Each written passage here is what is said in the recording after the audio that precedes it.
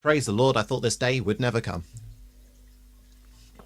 Hello and welcome to my review of The Church on Ruby Roads, the first of Shooty Gatwell's full episode, and man, was it a good one to start off with.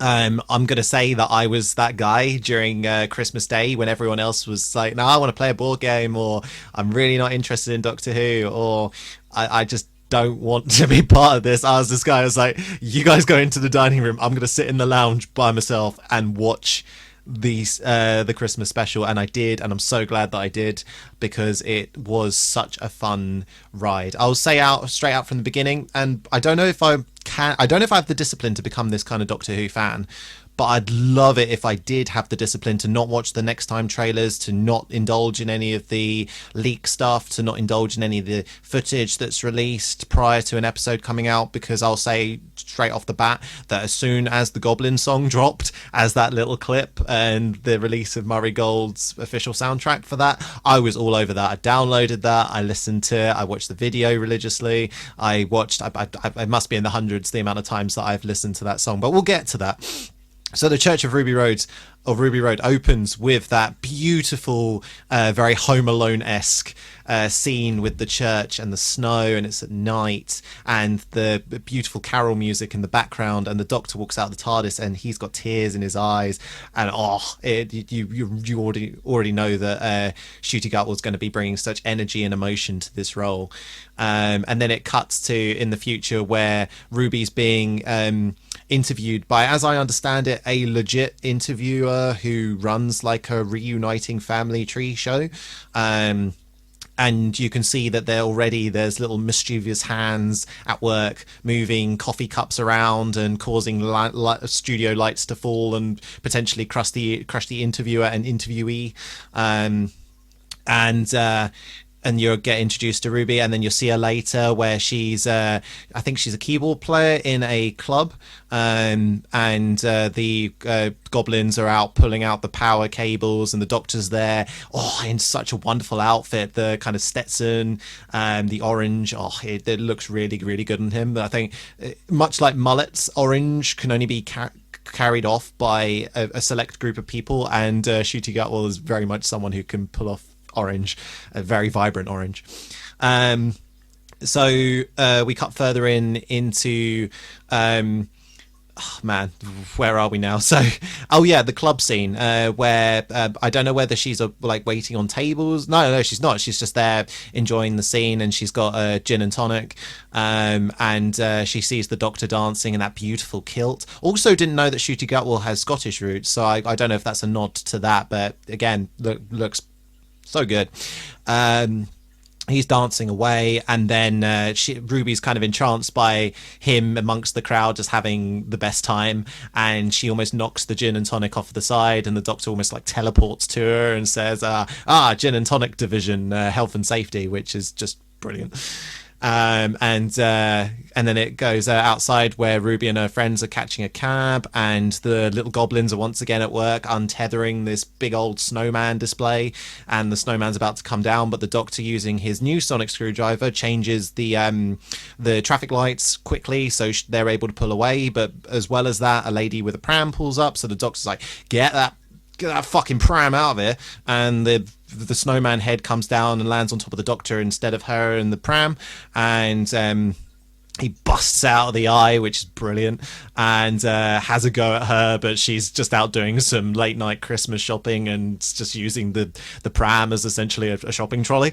And then he encounters a police officer, and man, does he not have time for the police officer's shit. He's like, my name's the Doctor, profession not a doctor, my house, that TARDIS over there, now almost crushed by a snowman, want to go home, see ya.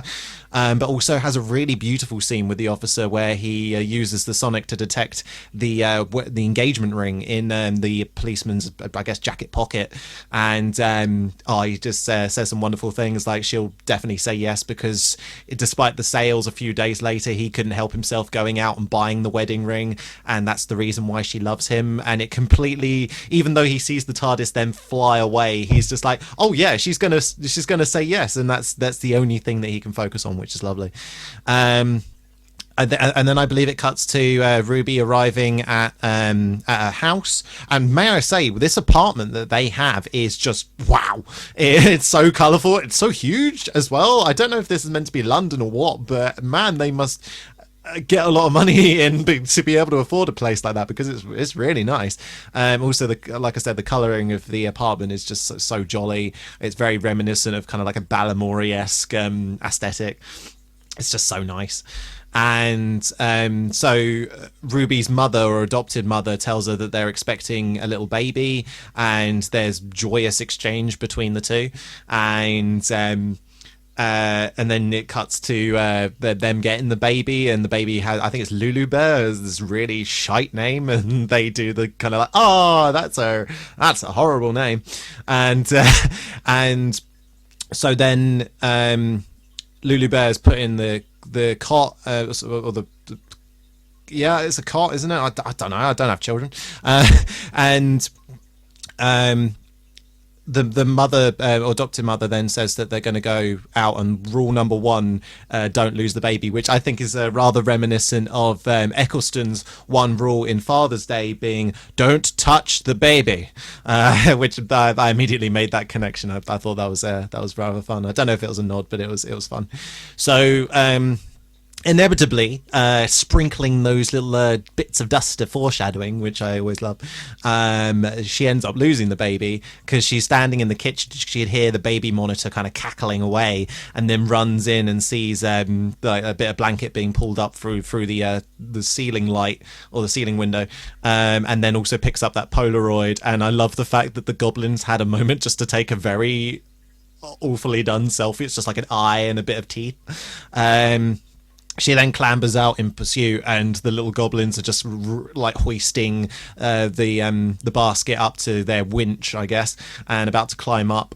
And Ruby instinctively jumps onto the rope ladder, and the doctor, and as this rope ladder is being pulled away off of the roof and then just out into the open, the doctor's running along the rooftops yelling at her in a beautiful brown coat, very reminiscent of Donna's coat, just a very slightly longer version of it. I thought that may have been a slight nod to Donna. But something that I keep on seeing whenever I watch the clips back and reviewers going over it, I'm so sure that he yells out Rose instead of Ruby, and I wasn't sure if that was intentional or not, whether or not that was a little bit of his memory bleeding back to one of our favourite companions. Might have to go and do a rewatch, but I just thought that was a fun little point to point out. And as they're on the rope ladder, the doctor's got this interesting bit of kit on, this glove that essentially takes all of his weight. So there's no rope burn, there's no pain as such when he's holding onto an object in the middle of the air. And once again, we get that mention of Mavity, which is, I am going to be looking out and making sure that Mavity is just continued, because that was a fun little thing in the Wild Blue Yonder episode where they meet Sir Isaac Newton, and he misinterprets what Donna and the Doctor have as a little cheesy joke before they fly away. And as they're being winched up, you can see this beautifully constructed wooden pirate ship, airship. And one of the other reviewers, and I had to nod as I heard it, said it was very reminiscent of Treasure Planet, one of my favourite animated films of all time. And as they're winched up, they got that comedic moment where they're both looking at each other and then slowly turn in to look at the goblins as they're all standing there, and they're all just in bewilderment, and then all growl at the Doctor and Ruby. And then smash cut to them being tied up, and the Doctor frees himself because of one hot weekend with Harry Houdini, I think that's right. And man, the mind boggles. And he's then trying to learn the vocabulary of rope, which is something Doctor Who has also been missing, is just those quirky little moments where he makes something sound quite normal, but for us it's just like, what? That also, interesting premise. And that these ropes run through the ship, kind of like how rope or electricity lines run almost like out of a power station. He then finds essentially what is a ventilation shaft and crawls through it, and we then get the start of that beautiful Goblin song. And yes, I don't care, the song slaps. I know lots. I know the theme of the song is troubling. Of course it is. It's a song about eating babies. That's not okay, but it slaps. And I'm sorry for liking it. It's a good song. But not only that, and it's I didn't even realize. I thought that would be the one and only musical moment that we'd get. But once they kind of like fall through the ceiling and land on the conveyor belt with Lulu Bear. Obviously the music cuts and they're all like goblin noises and get off our food train thing, and Shooty Gatwell says, why stop singing? Janice, hit it. And the music kicks up again and he does this beautiful improv song. And I've seen the interview with Shooty Gatwell where he says he's not a singer, and sorry good sir, but you absolutely are. You have, I think, as a singer myself, it's you need the charisma as well to be able to pull off real stage presence, and he has both in buckets. Absolutely does. And him and Ruby do this beautiful kind of like back and forth improv song while he's attempting to figure out a way out of the situation, where he then, I guess, inverts the glove to then make him super heavy, so that when they then grab onto the rope and fly out of the goblin ship, it just essentially pulls them down. And from there, they then get back into the apartment and then put Lulu Bear back into the crib, and everything seems fine up until the point of where they all start to mention different things that are huge coincidences, like the Doctor being a foundling as well as Ruby. The adopted mother saying, oh, you could just eat her up, and it's like, oh, that's a big coincidence because of what the Goblin King was intending to do. And this huge crack appears in the ceiling and runs the full length of the corridor out of the room.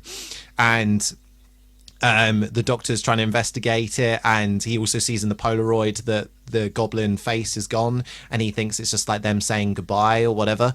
But then when he comes back and starts talking to the adopted mother again, and suddenly realizes that Ruby isn't there, and as he's saying it, the adopted mum's like, who are you talking about? And then he goes into the room of Ruby's I'm trying to remember the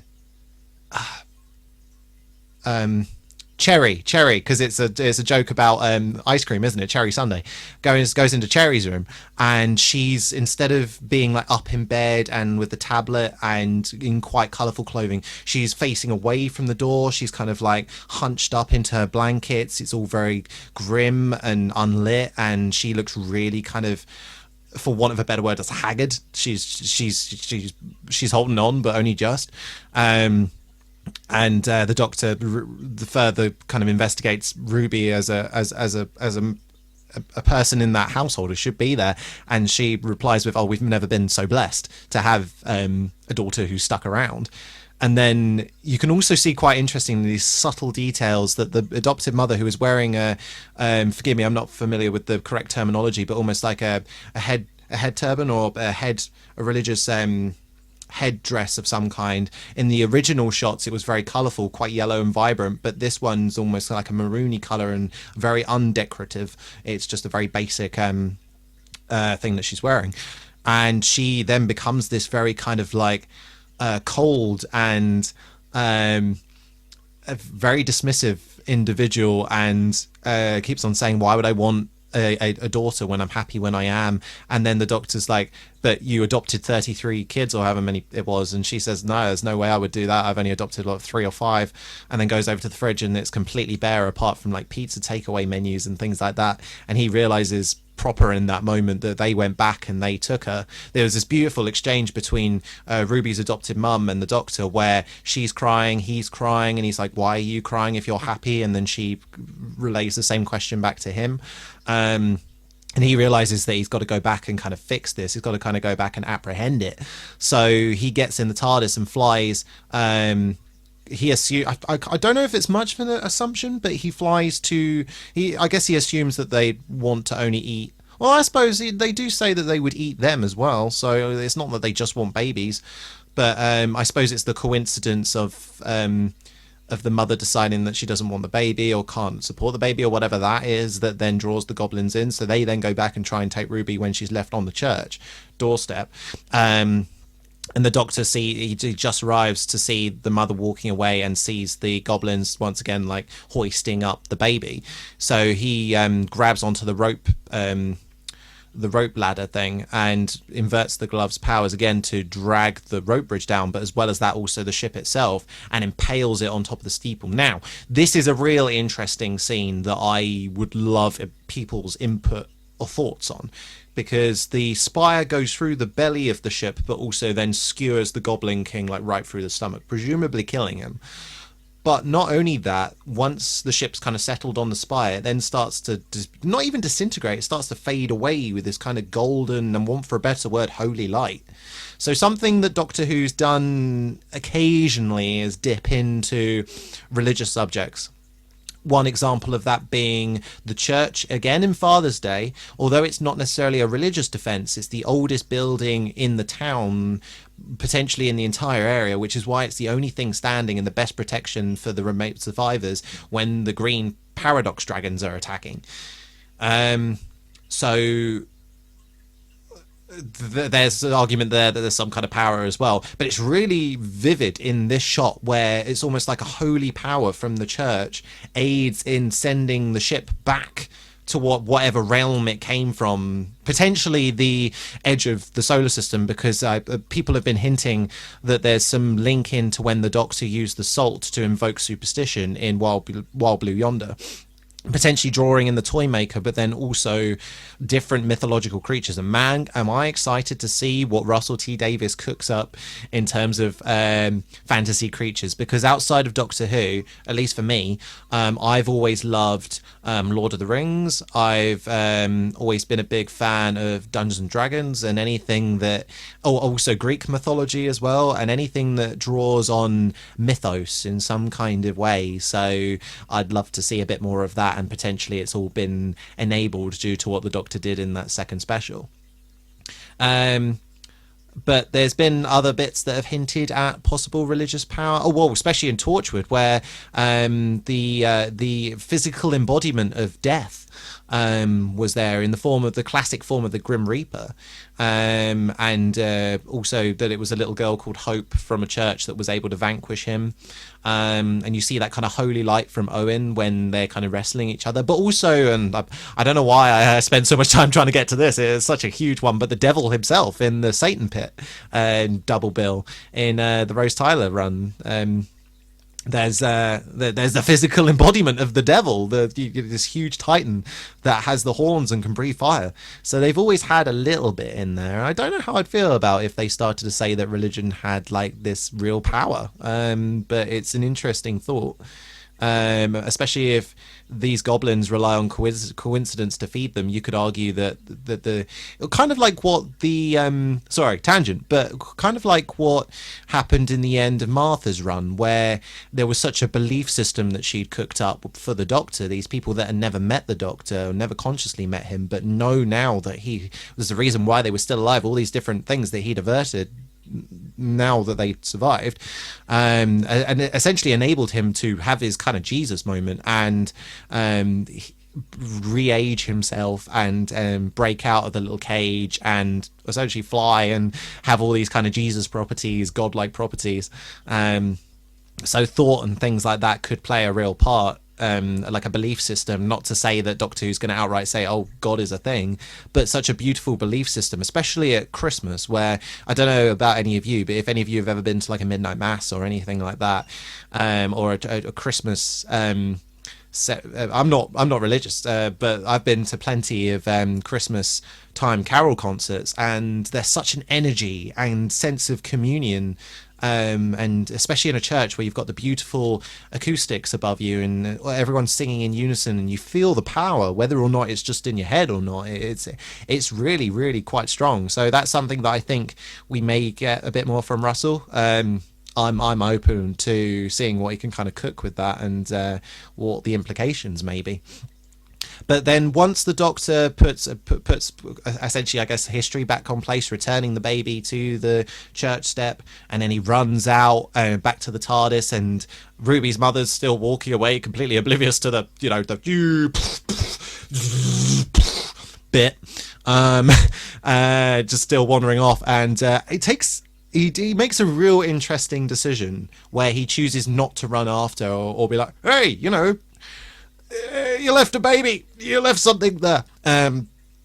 because I guess in his head, any interference from that might still destabilize the reality that he's come to know in the future.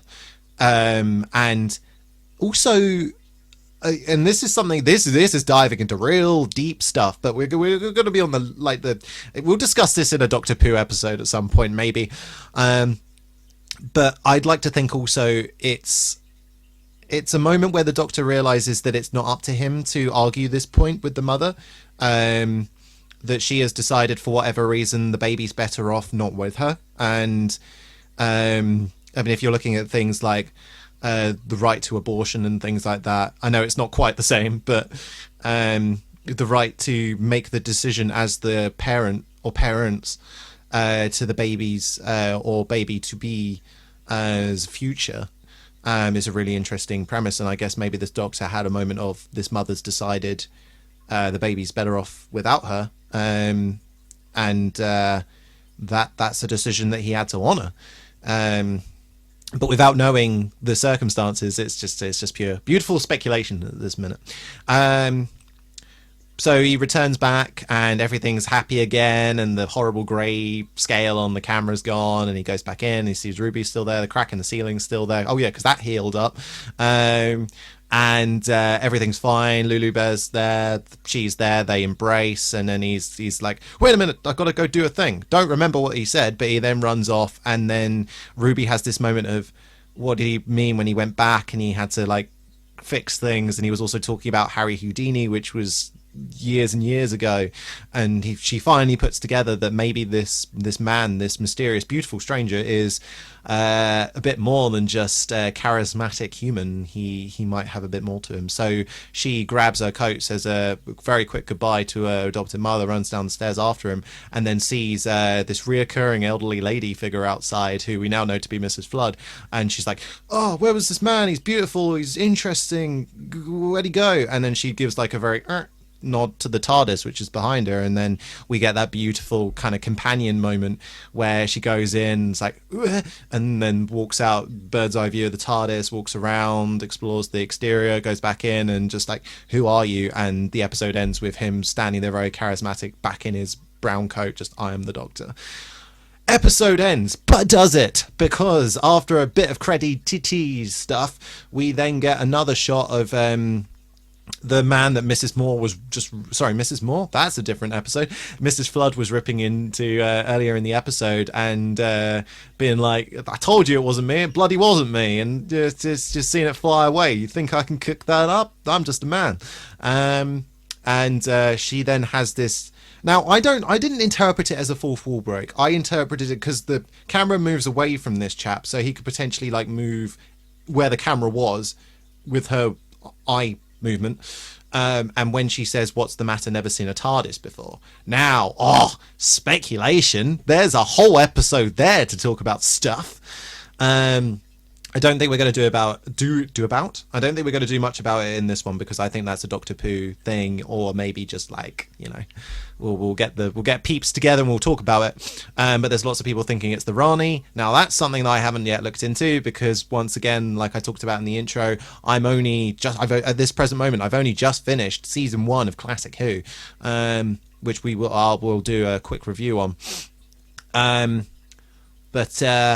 Yeah, so there's lots of speculation over who this individual is, but they've seen a TARDIS before. They know what a TARDIS is. The mind boggles as to who this individual could be. Lots of people are saying the Master.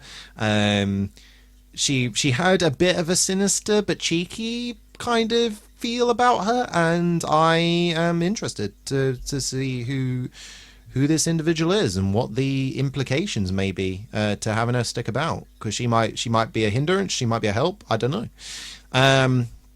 But once again, it was an absolutely beautiful Christmas episode. Thoroughly enjoyed it. Would recommend if you haven't yet seen it.